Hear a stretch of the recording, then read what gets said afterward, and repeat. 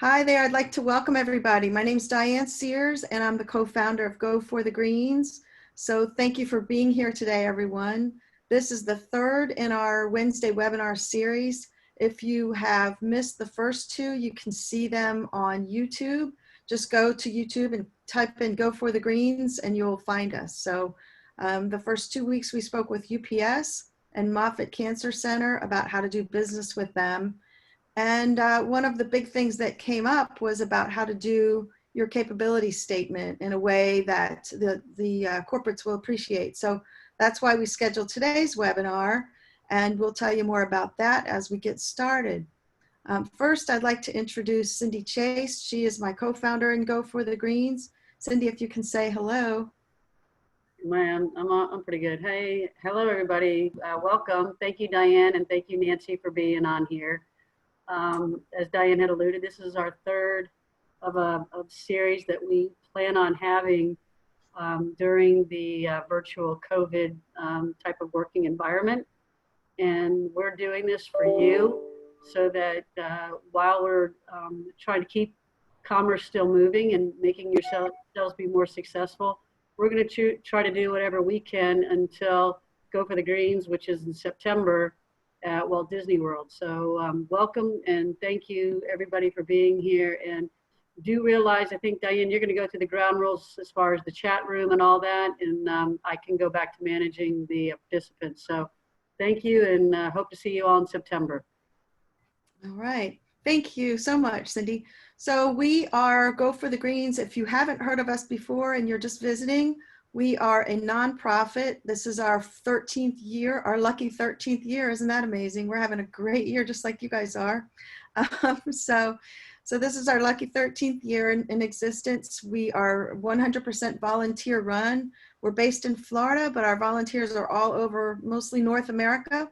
We have a few outside in other countries besides Canada and the United States. So happy that we have you all here. Go for the Greens is based on 4 pillars. Number 1 is business growth. Number 2 is sustainability. We teach women business owners and minority business owners how to be sustainable. Number 3 is golf. So we know that golf is a really important business tool for women to learn. So many of us do not use that yet. So we teach people who've never even picked up a club. And then for people who love golf, we have a tournament every September along with our conference that happens every September at Walt Disney World.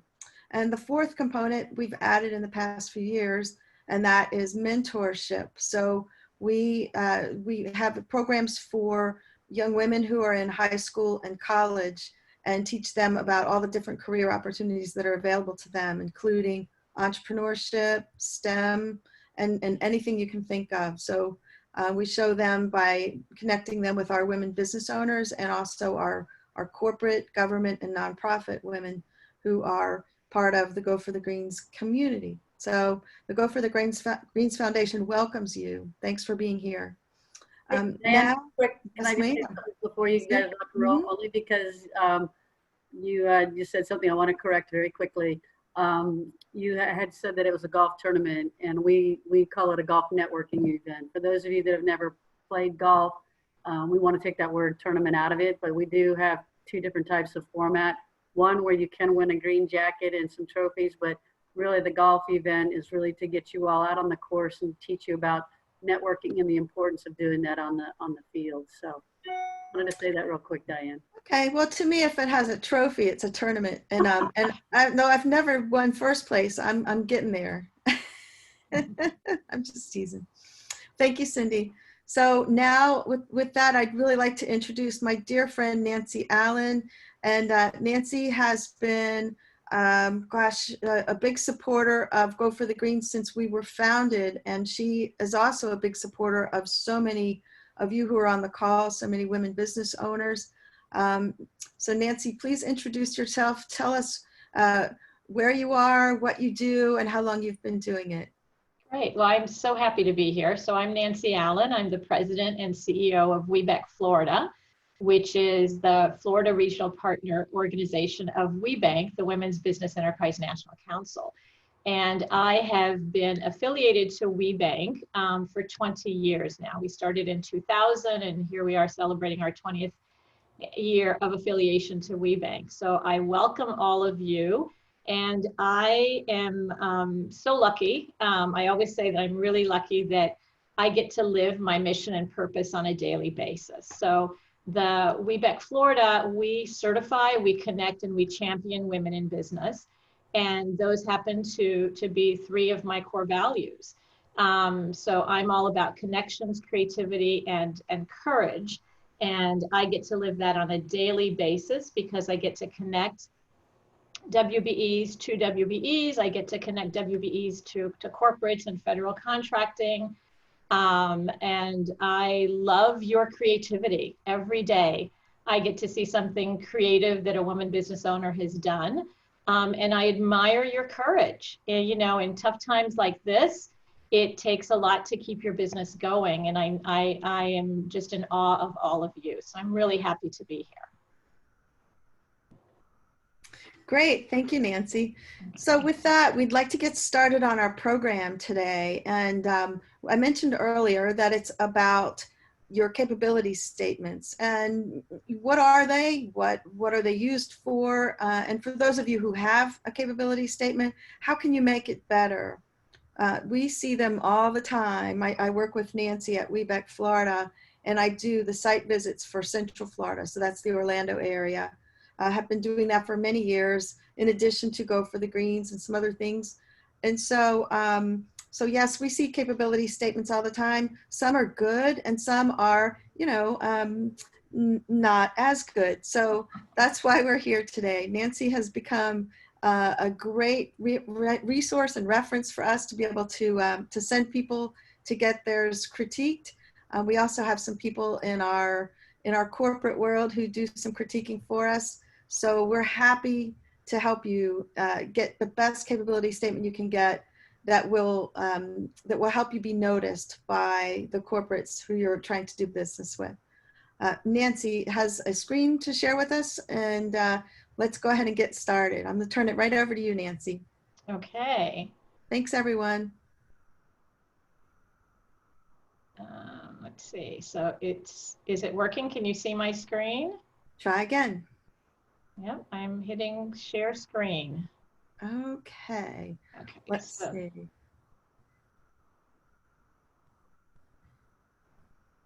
All right. We do not see that. So while we're trying to figure that out, it was working during our rehearsal just a moment ago, right? Yeah, Nancy, it was. Nancy, is your screen maximized, or is it, do you see a Zoom window? Because it pops up in a separate window. Oh, I see the Zoom window. Minimize the faces for a minute and see if it's behind it. No. Is it full screen? No. Could it be because I'm not officially a host? Yes. Okay, so Diane, you are officially a host. Can you bring it up? Okay, we are, yes, please stand by. And I am getting it on my screen. And let's see. So Diane, you can go to manage participants and make Nancy a co-host, or you can allow participants to share screen. Okay, let's see. Thanks for bearing with us, everyone. Yeah, that is not going to work. So let me see if I can share my screen. How's this? Did that work? Yep. Yes, it did. Beautiful. Okay, so. Okay, and Heidi Brumbaugh, thank you so much for your help. We appreciate it. Thank Our you. technical assistance here. The screen was actually hidden behind the thing. So thank you for bearing with us. So, and thanks for your assistance, Heidi. So this is all about capability statements. And the great thing about capability statements is that it's your opportunity to really shine in front of a potential customer or client. And I have, I guess, about 40 minutes to run through these slides. And so here's what we're going to cover. We kind of did the introduction, so we'll do away with that. We're going to talk about what a capability statement is, why you need one, what the 12 elements of a great capability statement are. I'm going to share you some examples and explain to you why I think they work. We'll talk about what not to do. And then we'll talk about how to use your capability statement as a marketing tool. So, you know who I am with WBEC Florida. So your capability statement is a one-page bio for your business. Why do you need a capability statement? Well, number one, it's a really great calling card. Number two, it's easy to share. And number three, it's easier to edit than your website. So a lot of people, maybe 5 or 10 years ago, when they had matchmaker meetings, they would bring brochures or, folders, binders with all of their information. And corporations started saying, we can't really share that. We need this in a format that will be easy to share. So the one-page format became kind of standard in the industry, and it's easy to share because you can email it. You actually hand it to the person you're meeting with, but you can also email it. And then, number three here, it's easier to edit than your website because it's just the one page. Here are the 12 elements of a capability statement. So you want to have on your one page, you want to have your contact information, your business description, a photo or more than one photo. You want to talk about your geographic reach. You want to highlight your expertise, identify some differentiators in your company. You want to talk about your customers or clients, awards and commendations, your key personnel. You want to include your industry codes, any certifications that you have, and then all through it, you want to wave your branding and also include your logo. So I'm going to take each one of these separately and give you a bit more information, and then we'll look at, I think I've got 4 or 5 capability statements to share with you. So your contact information, basically your name and title, your email, your website, a phone number, and your address. I can't tell you how many capability statements I've seen that look beautiful, but they forgot to include their contact information. So be sure to include that. The second thing is a business description.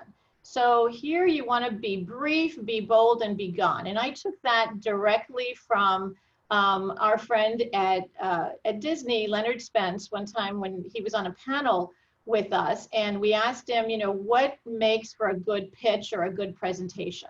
And he said, be brief, be bold, and be gone. So I like that for capability statements as well. You want to be brief because you have a one-page format. You want to be bold. We'll be talking about highlighting your commendations and awards and how you are different from the other people in your same industry. And then the be gone part is you hand it and you kind of walk away. Next we have about the photos. So it should really be a headshot. And it should be a professional headshot, not something that, like in the photo on the slide, that your friend took a picture of you and you include that in your capability statements. It should be a professional headshot where you are looking straight into the camera. You can take pictures of your products and services, and we prefer, or I think it's best if you have actual photos as opposed to generic photos, but both will work when you're using them for background and for additional photos in your on your capability statement. Number 4, you want to talk about your geographic reach. So are you local? Are you regional? Are you national or international? Or are you all 4? Talk about how you can provide your products or services by region. Number 5 is your expertise. You want to share your years in business, your education, and your systems. So years in business is really important because corporations want to know that you've got some experience, right? So if you're celebrating your 10th year, your 20th year, your 15th year, you can have a little symbol on your capability statement that says celebrating X number of years. Or you could say, the company started in 2000. I always recommend that you just put 20 years in business, as opposed to we started in 2000, because then somebody's got to do the math. Regarding education, you don't have to go all the way back to high school and college and graduate school and all that. But if you've got a PhD, you definitely want to include that. If you have a master's degree in the field that your business is in, you want to include that too. And then regarding systems, if you have a particular system that you developed, a 5-step process, a successful program, then you do want to include that as part of your expertise as well. Right. Number 6 is differentiators. So your differentiators should be more than you are cost effective. Everybody expects that you are cost effective. It's more than customer service. Everybody's expecting that you provide great and timely customer service. So those shouldn't be your differentiators. You can really set yourself apart by showing how you have provided solutions in your industry, how you have maybe created something that ended up with, saving time, saving logistics, whatever it is, what solutions you provided, that's really what your differentiator is. Number 7, your customers and clients. So there's a variety of ways you can highlight your customers and clients. You can do it by just sharing their logos, right? But be very careful here. You have to have their permission to share their logo. And you can also highlight your customers and clients by industry, right? So if you are in the pharmaceutical industry and you're also in some other industry, you could have different logos based by industry. Okay. Number 8, awards and commendations. So here you have permission to brag. When we work with women-owned businesses, a lot of times, we were brought up, a lot of us were socialized not to brag. It's not all about you, all the time. Don't make it all about you. Well, here I'm actually going to give you permission to brag, because people want to know that they're doing business, or potentially will be doing business, with someone who's been given awards and recognitions in their field. It speaks to your expertise, it speaks to your commitment and your knowledge. So if you've been named Supplier of the Year or Small Business of the Year, if you've been recognized or highlighted based on your industry or for something that you did in the community, please include that on your capability statement. It also would be, this serves as a really great way to talk more about your business and your role in the community. And corporations are looking for good corporate citizens with whom to work. So here's an opportunity to show that you are that good corporate citizen. Number 9, key personnel. So you don't have to list everyone in your company. It's better if you list just the key personnel. So you have yourself as the owner, you have your CFO, you have your marketing person. If you're in an industry that has special requirements or qualifications, you could include the people in your company who meet those qualifications. And really, you don't have to put their resumes or include much information about them other than their name, their title, and the years with you. All right. Number 10 is industry codes. So here again, you can have different capability statements, right? So I've seen capability statements where they list every industry code that their company, in which their company operates.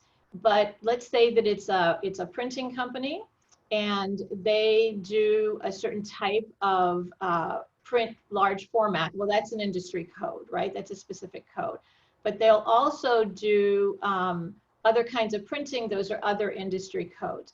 So I always suggest that you have more than one capability statement, and that you do, you highlight on each one some specific thing. So as you're doing your research before you meet with someone in a matchmaker setting, do your research on that company and see which of all of the industry codes you fall into, which one is most appropriate for them. Because the person you're meeting with will recognize their industry code. And if you have, 10 or 15 or even 7 or 8, it's too many. And they'll get confused, and you can just be more specific.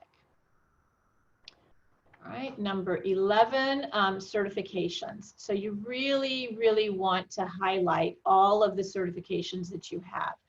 Obviously, if you're WBEC certified or Minority Council certified, you want to highlight that.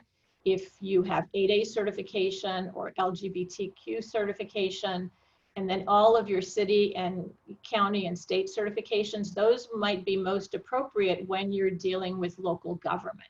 So again, who is your capability statement intended for, and highlight the appropriate certifications that you have. Okay, then number 12, your branding and your logo. So here again, you want to be as consistent as possible. A lot of our corporate members tell us that they receive the capability statement, then they go look at your website, and they expect to see a copy of your capability statement on your website. You can put it in the About Us section, you can put it in the, the media section if you have one, but make it kind of easy to find and keep it consistent with your branding. It shouldn't look so different from your website that someone doesn't recognize that, this is the company that goes with this particular capability statement, right? You want to be consistent and you want to be creative as far as your capability statements are concerned. So next, I'm going to show you some examples of statements that really work, and I'll highlight why I think they work. So this first one is Bethany Nonami, and what I like about her capability statement is that it's really easy to read. So you see she's got her, I don't know if you can see my cursor, but up here you can see she's clearly got her name here. Here's a beautiful picture of Bethany. She's looking straight at the camera. It's got her contact information, and I like that she used these little icons because that's, it's very creative, right? She's got an About Us section here. Remember I said highlight how many years of experience you have. Here she says our team brings nearly 30 years of private sector experience. Here are her, whoops, sorry about that. Here are her NAICS codes, right? And you can tell basically she not only listed the NAICS code, but she explained what it was, okay? And then she's got her other information down here, the type of business, here are her certifications, her EIN number, her DUNS number. All this makes it really easy. Once she's going to get a contract, they know that she's already got all this information, right? So it speaks to the company being ready to do business. Over here, I like the fact that she has a tagline, strategy, innovation, and transformative experiences. So that's, it says exactly what her company does. Here, her core competencies, I like that she's got bullet points as opposed to a paragraph or 2 paragraphs. People will not read paragraphs, but bullets, your eye will go straight to the bullets. This section here called past performance, I think is really, really creative and innovative.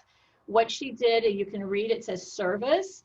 Here's what she did, and here are the results. The company used insight and strategy to increase sales from 3 million to over 16 million in 2 years. So that speaks volumes of her success.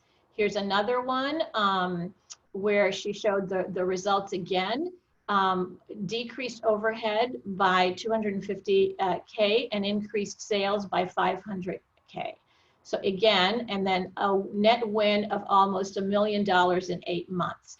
So again, it speaks to her capacity. It speaks to her being a solutions provider. And then the third example, you know, she was very specific. She increased traffic by 4 times. And she talks about the conversion rate, which probably is really important for this industry, right? And 100% of the leads were from a digital presence. So again, this is, I think, a very clever way of explaining her differentiators and actually the type of work that she does. Here again, some more differentiators. She specializes in results-based marketing strategies for small teams. They use technology to solve business problems and make life easier. Now, if you were to go to Bethany's website, all of this is on her website. The colors match, the look matches. I think even the font is very similar. Her website has these little icons. This is a great example of how to do a capability statement correctly. The other great thing that I learned about Bethany and this capability statement is that she did it herself. And one of the reasons you want to be able to do it yourself is because you can quickly change things. Okay, so if you spot a typo or if someone points out to you, oh, I think there's a typo here, you don't have to go back to a third party, someone who had created this for you to fix that. If you want to change, you know, in this past performance section, if she wants to change that, she can easily change that herself. And there are some really good templates out there. If you're looking for a good template, contact us. We're going to be working with Bethany, and she's going to do a template for us that we'll be able to share with you. So all in all, I like this capability statements because it really talks about all 12 elements of a great capability statement. Okay, so next, Corporate Fitness Works also has a beautiful capability statement. And this one is on 2 pages. So don't forget that a 1 page means you can use the front and you can use the back, right? So this is a prime example of a capability statement that took advantage of the front and the back. One of the things that I like here is, you know, an explanation of who they are. And here are these are really great icons and as an infographic that your eye will immediately go. So you know they have 600+ employees. You know that they operate in 21 locations. How many client sites they manage. They've been recognized with awards. Here you know what they do because it lists all of the things that they do. I like these graphics because it speaks to the types of things that they do. On the second page, so on the back end page, they talk about the legacy and their leadership, right? So Beth and Michael purchased this company from Brenda Loeb and Sheila Drohan. So because Brenda and Sheila were so well known in the WBEC community, and they wanted to honor that and let everyone know that there was a smooth transition between the owners, because that was really important. The corporates who knew Corporate Fitness Works before were now introduced to the new owners. On this side, you can see, again, their NEICS codes. Right, they've included their UNSPC codes as well, and they have their Dun & Bradstreet number. Here's their logo, they're WBEC certified, and again, here's, you know, some pictures of what they do and how they do it. So again, this one talks about all of the services they provide. It's easy to read. The colors are the same colors as on their website. And without too much effort, you can, even if you don't read all the words, you can pretty much know what it is this company does just by taking a quick look at their capability statement. Nancy, this is Diane, and we have a question from the chat room. Do you see more one-page statements or more double-sided statements? Are you starting to see a trend on the two-page statements? No, I think it's pretty even. It depends on you know, how much you want to, how much information you want to provide. I'm a big fan of less is more. In this instance, I think that Beth wanted to honor, you know, the fact that she purchased this company from Brenda, which is why she has this whole other section on the back side. But it's perfectly okay to have just one side. And I've seen corporates, you know, turn it over and take some notes. So there is merit to just having the, you know, the backside blank because people can be taking notes. We have a couple other questions. Do you mind if I ask? Go ahead. Is it different when you pass out a capability statement in person via versus email or upload? Do you recommend something different if you're passing it out in person? No, I think it should be consistent. So because your capability statement is, you know, just the short bio of your company. And if you're passing something out and somebody is interested and they go to your website and they see something totally different, it might throw that off. As I said, you can have more than one capability statement, right? And on your website, just as you have more than one page per product or service, just include the capability statement in, you know, those pages, the different ones in those different pages. Got it. There was one more question. Do we need to label it capabilities statement, or is that obvious, you know? Yeah, most people do label it capability statement. It's probably obvious that it is, but just in case, I would say just go ahead and label it. Yeah, okay, thank you. All right, so let me show you a couple more examples. This one, as you can see, is way different from both the previous ones I've shown you, right? And it has to do with the type of business that Andreina does. So, you know, you can see from right over here, she's a happiness ambassador, health awareness and wellness educator, and she's the creator of the 3 Steps to Profitability Through Happiness program. So her capability statement is a little bit lighter in feel, but she has everything, you know, all of the right elements. Here's a beautiful picture of Andreina. Here is, she explains how she works. She talks about who she serves, right? What regions, what areas. Here are all of her certifications. Here's a great picture. This is Andreina right here, you know, with some happy people, right? From a workshop or program that she did. She's got her contact information. Oops, sorry about that. She's got her contact information, including her phone number, right? Her email, her website. Here are some key clients that she's done business with. And here's, you know, more information about why she calls her company what she calls it. And here, this is a nice bubble, or probably not considered a bubble, but a box that explains why it is she does what she does and the importance of what she does, right?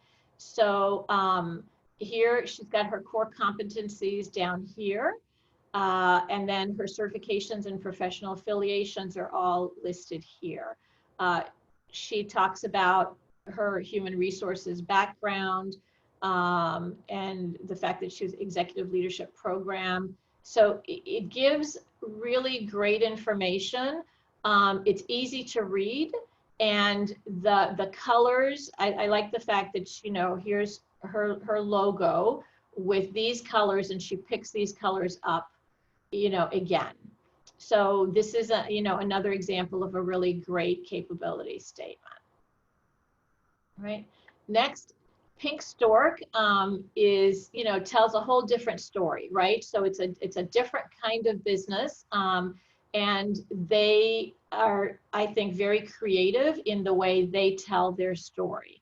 I especially like this part right here, okay, because I think it speaks to it's very feminine and who they're targeting, you know, the wellness brand for motherhood. So, you know, immediately who they're targeting. They've got their address, their website, the head of marketing, and you can always include your head of marketing if that's the person who's going to be doing most of the business for you. I like to include the business owner, but including your head of marketing is perfect as well. They talk about their philosophy, and here they're highlighting exactly who they're helping, right? People who have PMS, they have fertility information and products for pregnancy, for lactation, and postpartum. And then this is a clever way as well where to find us. So they've got the logos. I like this, that it says why Pink Stork, and it explains exactly who they are and why you should be working with them.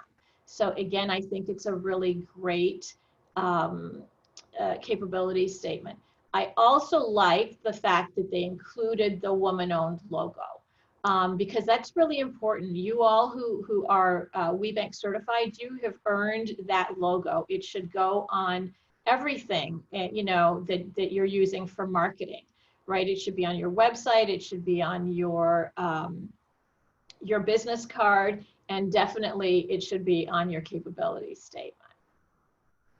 All right. And then finally, Billy Bryant has a really great capability statement. I think because she's again has all of the elements. I like this right here, right? That she is highlighting her relationship with WBEC in a really great way. Here's general information. Here are her certifications, her contact information. Again, some logos. Here's the women-owned logo. These are companies that she's done business with. Here's her address down here, which is another way you can put it all in one space, or, you know, up by the picture or the general information, but this is clever too to put it down here. And then she says a little bit about Sesco, and here she says it's a 54-year-old company. So that speaks volumes to her longevity, her experience, her contacts. And then she's got her services and her products. And I like the fact that she talks about her community involvement, because remember I mentioned that corporations are looking to do business with people who are good corporate citizens, right? And who do business and give back to their community. So she's got that highlighted here. Okay, so I think those are the examples of what you should do with a capability statement. What I think you shouldn't do is cram everything into one page. You shouldn't forget to have white space, and don't forget that this is just a taste of information, right? You cannot put, if you've been in business for 54 years, like Billy, you cannot put 54 years worth of clients or 54 years worth of products and all that. It's going to be overwhelming and too much. So highlight what is best about your company, and then remember who you're handing it to. Make sure that it speaks to them directly. Choose, you know, the product or service that you think they are going to be most interested in, and highlight that on your capability statement. Nancy, this is Diane, and we do have another question.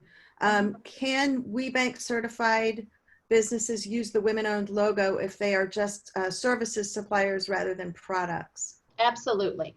Yeah. Absolutely. It's for both. It's for products.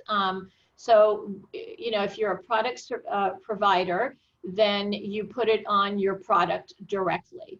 But you can use the logo if you're a service provider as well.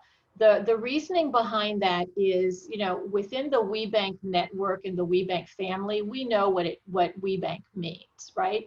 But outside of that, people will know that you are a woman-owned company because it says directly woman-owned. So yes, the answer is absolutely yes. Great, thank you. Okay, so your capability statement is a really great marketing tool, right? You use it at matchmaker meetings. I always say at the matchmaker meetings, what you want to do is that should be like the first thing or the second thing. You obviously want to say hello and shake the person's hand and thank them for selecting you for this matchmaker. And then just start off with your capability statement and say, I brought my capability statement and let me highlight a few things for you. Because whatever it is you hand to somebody, they're going to stop listening to you and they're going to read it. So you have a copy for them and a copy for you, and you just highlight certain things in your capability statement. So it's a really great tool for that. Remember I said that years ago, people would bring brochures and, you know, binders and all that. Unfortunately, all that gets left at the hotel. Nobody wants to take that much paper home. But, you know, one-page capability statement, they're able to take that home directly. And then you can also say, I can email this to you. Or if they say to you that, you know, I'm the supplier diversity manager, but I'm going to have my procurement person speak to you directly, you can offer to email your capability statement to that person directly and to the supplier diversity manager, who can then forward the email. Same with procurement roundtable meetings. So those are a little bit different than matchmaker meetings, because with the procurement roundtable meetings, you go to the table where the corporate representative is sitting that you're interested in doing business with. So it's not them selecting you, it's you selecting that corporate representative or that corporation because you think you have something to offer them. So you can pass out your capability statements at those meetings as well. I've said it should be on your website. It can be in your media kit.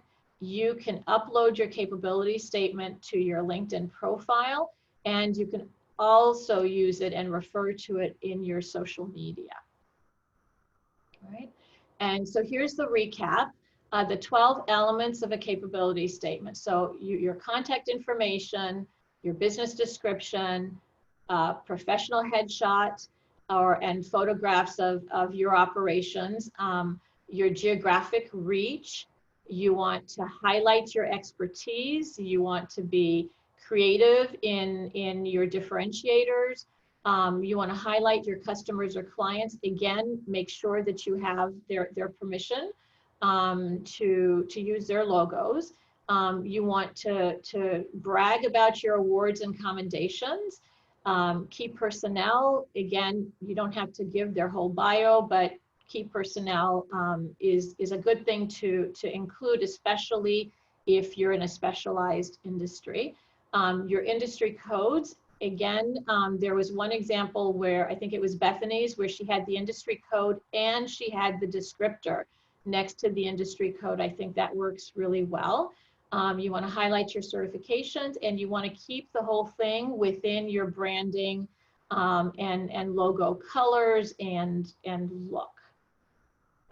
All right, and I think that's it for my presentation. I'm happy to take questions if you have more questions.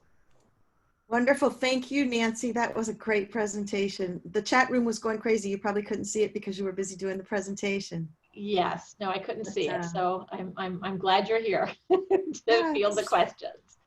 Great. Well, if anyone has any questions, go ahead and pop those into the chat room. And Nancy, thank you. I would ask for a round of applause. I'm sure everybody's doing that silently.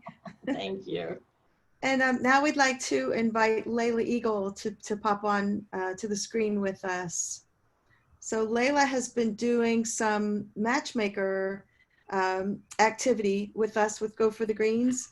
And Layla, if you could introduce yourself, tell us about your company, and tell us what you're doing with the matchmakers. Hi, everyone. Good to see some of your faces. I'm Layla Eagle, and some of you may have already participated in the UPS Matchmaker last Thursday. So we have a platform. It's a match.collider-us.com. Sorry, I'm trying to remember that. But so we have a place for you to set up your business profile there and to upload your capability statement. Just like Nancy did a great job. Thank you. I actually learned something, and I've been working with capability statements for a long time.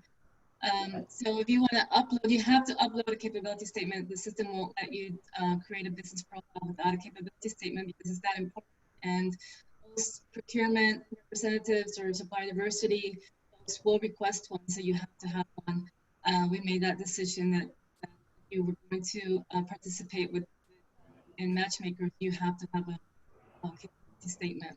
Okay, you're breaking up just a little bit, Layla. So I am typing in the it's match.collider-us.com. That's correct. Thank you. Okay.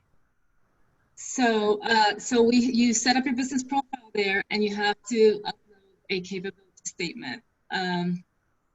So we did have a matchmaker with UPS on Thursday. They had over 150 requests. They only had 8 spots available because of the time frame. There were 2 of them, and they did 4 hours each. So we had a lot more requests than we can accommodate at the time. So hopefully we'll be able to do something in the near future. The platform though allows you to create your business profile, and the procurement people there or supplier diversity people there can always look at your profile. We don't have to have an active matchmaker. They can download your profile as long as you have uploaded it into a PDF. They can share it with other folks in their company, and they can contact you right through that information that you've uploaded. So it's a good idea to have it in there. And also, when we do post, we have a few upcoming matchmakers that we're working on. We just need to get the dates finalized. It's a really good idea to request those meetings really fast. Again, we have a lot more requests than people for those meetings.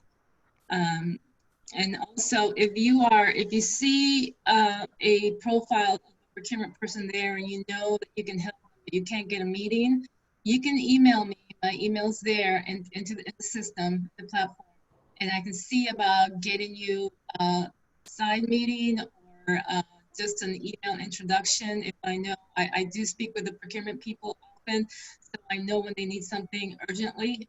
So if you feel that way, it's okay to reach out to me, and I'll try to make the introduction.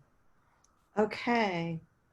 Layla, thanks for the update. We are having a little trouble with your audio, so I'm going to repeat a few of the things you said. Thank you. So we did on our first webinar 2 weeks ago, we had UPS, and UPS had a matchmaker event following that with us and with Layla. And so people uploaded their capability statements and also their information into the Collider system, which I've typed into the chat room a couple of times. So that is, it's match, M-A-T-C-H dot collider, C-O-L-L-I-D-E-R -US, as in United States, .com. So match.collider-us.com. And so that is kind of a repository for all of your registrations and capability statements to be able to go in there and participate. And Layla is actively still trying to match people, even though the matchmaker event with UPS, the virtual event, is over. They are still looking for a lot of different things. The next one that's coming up is going to be with Moffitt Cancer Center. And Layla, did you say you have a date for that one? We are looking at May 4th, 5th, or 6th. We don't Okay. have a date yet. And we also have two US federal agencies that are looking into the first week of May as well. So we may have three back to back to back. So if you don't have your capability statements in there, get them in there pretty quickly. And we're also working with Duke Energy. So in 2 weeks, we're going to have a webinar, not next week, but the week after with Duke Energy. So Duke Energy is also looking for people, and we're actively helping match all of you with the corporations now, because all of the events this summer have been canceled, and we know that you all are itching to get more business. So anything we can do to help. And we have to thank Layla for being our sponsor on this. And also for initially introducing this as a free service. It will not always be free, so we have to take advantage of it now while we can. And then also we want to thank Nancy Allen for helping us figure out how to do our capability statements better. Thank you, Nancy. You're welcome. With that, we do have some other questions that have come in, so I'm going to go ahead and see if I can ask those to Nancy. One of them, and thank you, Layla. One of them, we were asked to please post the last slide offered, which was a list of items needed in the capability statement. I don't know if we can, Nancy, if you're able to do that. We will be putting this up on the YouTube channel. So that's, if you just search for Go for the Greens in YouTube, it'll be there. It will be on the WBEC Florida website in our resources page. So that's WBECFlorida.org. And then we will work on also getting that into the Go for the Greens pipeline. So we will have this information on our Facebook page and also on our website. There you go. And that's for those of you who needed that and wanted to see that. Let's see, I'm looking, there was another question. Would Nancy or someone else be willing to review capability statements and make comments? So Nancy, can you answer that for us? Yes, absolutely. I'm happy to do that. You can send them to me, and I'll be happy to look them over for you. Okay, there's another question that said, when you go to an event with many vendors, what kinds of references should you have if your company targets a few different industries? So would you carry multiple of these statements around, or? That's what I would suggest. Yes, that the more specific you can make the statement, the better. Because again, unfortunately, people don't like to read a lot. And if the first thing they read doesn't apply to them, they're going to dismiss it. Whereas if they had read a little bit further, it could have been exactly what they were looking for. So I suggest that you have a couple of different capability statements. The great thing about matchmakers and procurement roundtables is that you know in advance who is going to be reading it, right? So it makes it a little bit easier. But when you go to large events where there might be a couple of targets that you have, I think it's a good idea to have more than one capability statement. Great. And then Cindy, we had a question about somebody on the line knows a young lady who's interested in the mentoring webinars, and how would she sign up? So can we have her private message us, and anyone who's interested, I'm going to give you Cindy Chase's email at goforthegreens.org, and we can send an invitation. Yeah, that's great. Thank you. So whoever said that, I appreciate that, or we appreciate that, because we do the mentorship webinars every Thursday at 5 p.m. Eastern Standard Time. Just like you all are looking to increase commerce, we're trying to make sure that the young leaders of tomorrow have opportunities as well. So thank you for whoever sent that. Two other things that I wanted to say, Diane, real quick before you close this out. Nancy, phenomenal job like you always do, and thank you so much. You're just My pleasure. You're just such an awesome person in the universe, and hopefully a lot of people took the time to write a lot of copious notes. I know that if I was going to be an entrepreneur, I'd want you, in my back pocket. You've got a lot of good information. Thank you. We are still going under the assumption that we're going to have some sort of event in September at Go for the Greens at Disney. And for those of you that haven't visited our website, please make sure you look at that, because two things that are very pertinent to today's event.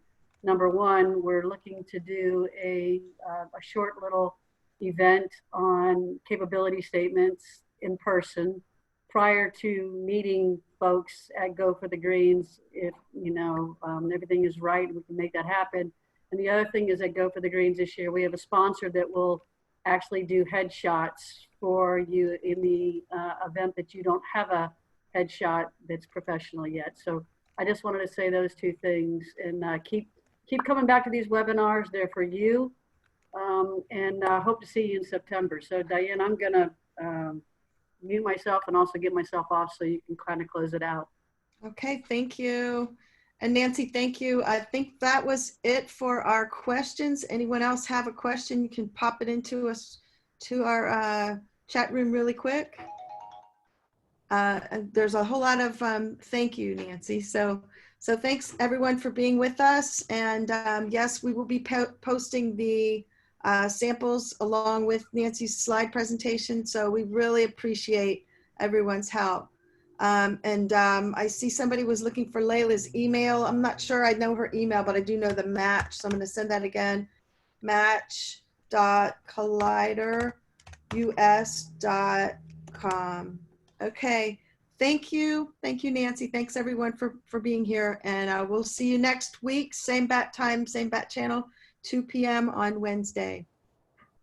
All right. Goodbye, everyone. Bye.